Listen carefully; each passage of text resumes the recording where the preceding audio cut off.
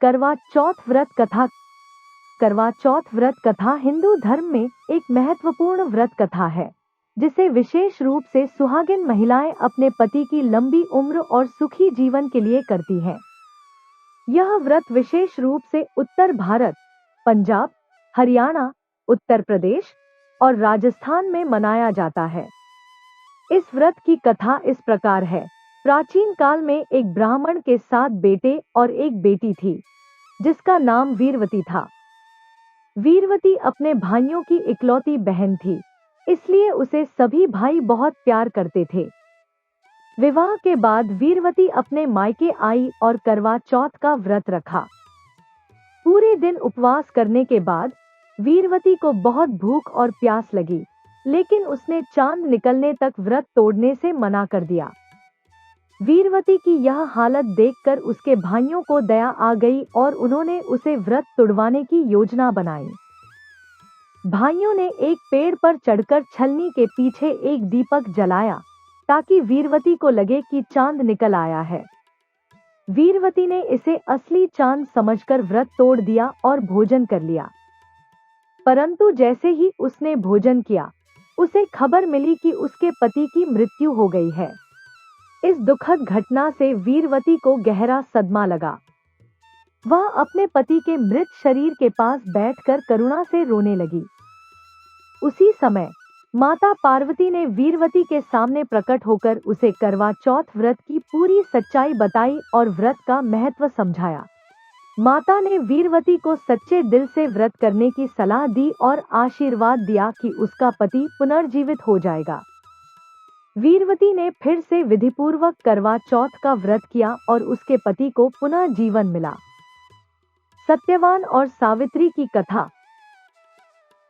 मद्र देश के राजा अश्वपति की कोई संतान नहीं थी। वर्षों तक तपस्या करने के बाद उन्हें देवी सावित्री ने एक पुत्री का वरदान दिया। इस पुत्री का नाम सावित्री रखा गया। वह बहुत ही सुंदर, बुद्धिमान और तेजस्वी थी। जब वह विवाह योग्य हुई, तो राजा अश्वपति ने उसे स्वयंवर के लिए भेजा ताकि वह अपने लिए योग्य वर चुन सके। सावित्री ने वनवासी और अंधे राजा द्युमत्सेन के पुत्र सत्यवान को अपने पति के रूप में चुना। सत्यवान एक धर्मात्मा और साहसी युवक था, लेकिन उसे एक श्राप मिला था कि वह केवल 1 वर्ष तक जीवित रहेगा। सभी ने सावित्री को यह निर्णय न लेने की सलाह दी, लेकिन सावित्री ने अपनी दृढ़ निष्ठा के साथ सत्यवान को ही वर के रूप में चुना और उससे विवाह कर लिया। विवाह के बाद सावित्री ने अपने ससुराल में एक आदर्श पत्नी और बहू के रूप में अपना कर्तव्य निभाया। जैसे जैसे समय बीतता गया, सत्यवान के जीवन के अंतिम दिन करीब आ गए। सावित्री ने अपने पति की मृत्यु की भविष्यवाणी जानकर एक कठोर व्रत का पालन किया और 3 दिन तक बिना भोजन और जल के उपवास किया। चौथे दिन जब सत्यवान लकड़ियां काटने जंगल गए, तो सावित्री भी उनके साथ गई। वहां अचानक सत्यवान बेहोश होकर गिर गए और उनकी मृत्यु हो गई।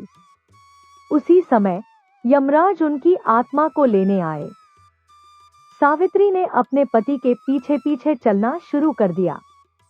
यमराज ने सावित्री से कहा कि वह सत्यवान की आत्मा को ले जा रहे हैं और सावित्री को अपने घर लौट जाना चाहिए। लेकिन सावित्री अपने पतिव्रता धर्म का पालन करते हुए यमराज का पीछा करती रही। यमराज ने उसे कई बार समझाया, परंतु सावित्री नहीं मानी। अंत में यमराज ने सावित्री से प्रसन्न होकर उसे वरदान मांगने का अवसर दिया।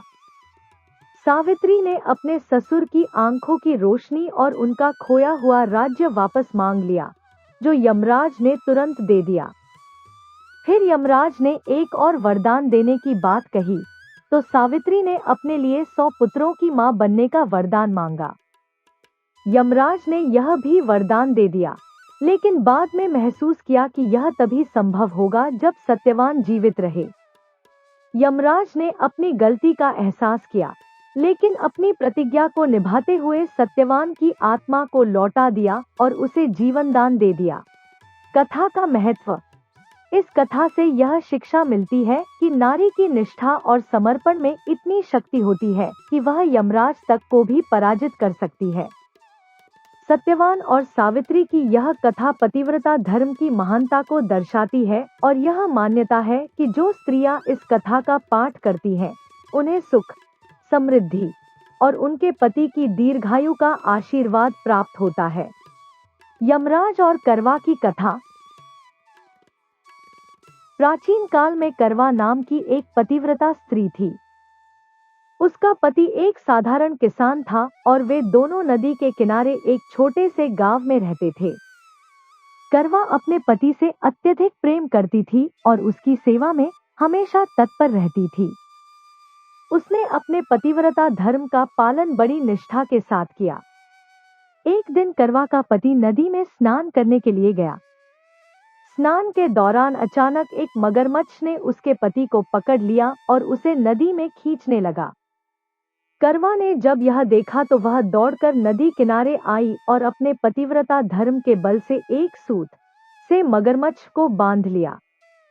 करवा ने मगरमच्छ को जकड़कर यमराज के पास जाने का निर्णय लिया। करवा यमराज के समक्ष प्रकट हुई और उनसे प्रार्थना की, हे यमराज, मेरे पति को मगरमच्छ ने पकड़ लिया है और वह उसे मारने वाला है। आप मगरमच्छ को तुरंत मौत की सजा दें और मेरे पति को जीवन दान दें। यमराज ने करवा की बात सुनी, लेकिन उन्होंने कहा, यह मगरमच्छ का समय है, मैं उसे नहीं मार सकता। करवा अपने पति की रक्षा के लिए यमराज से फिर आग्रह करती रही। जब यमराज ने करवा की निष्ठा और दृढ़ संकल्प देखा तो वे उसके समर्पण से प्रभावित हुए।